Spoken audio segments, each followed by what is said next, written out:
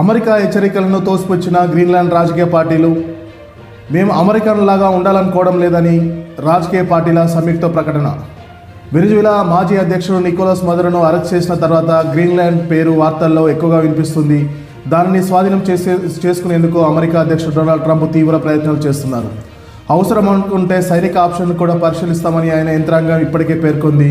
ఈ నేపథ్యంలోనే గ్రీన్లాండ్ రాజకీయ పార్టీలు ఒక్కతాటిపైకి వచ్చాయి. తాము అమెరికన్లాగా ఉండాలనుకోవడం లేదు, తమ భవిష్యత్తు నిర్ణయించుకునే అధికారం తమ చేతుల్లోనే ఉందని స్పష్టం చేశాయి.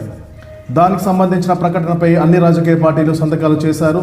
గ్రీన్లాండ్ భవిష్యత్తును ద్వీప ప్రజలే నిర్ణయిస్తారని అన్ని రాజకీయ పార్టీలు వెల్లడించాయి. గ్రీన్లాండ్ గురించి ఇంకో 20 రోజులకు మాట్లాడుకుందామని ఒకసారి అక్కడి ప్రజలు ఇష్టపడకపోయినా ద్వీపం విషయంలో ఒక నిర్ణయం తీసుకోబోతున్నామని మరోసారి ట్రంప్ ఇలా వరుసగా గ్రీన్లాండ్ ఉద్దేశిస్తూ హెచ్చరికలు జారీ చేస్తున్నారు.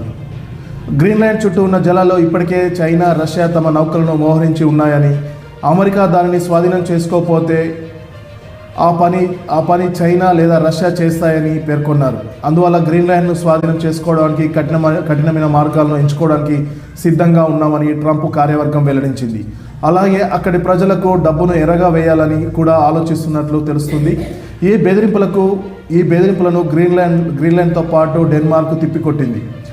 డెన్మార్క్తో పాటు 2 స్వయం ప్రతిపత్తి ప్రాంతాలైన గ్రీన్లాండ్, పారో దీవులను కలిపి డెన్మార్క్ లేదా డానిష్ కింగ్డమ్గా పిలుస్తుంటారు ప్రజలు. సో ట్రంప్ హెచ్చరికలను తీవ్రంగా ఖండించాయి గ్రీన్లాండ్లోని రాజకీయ పార్టీలు.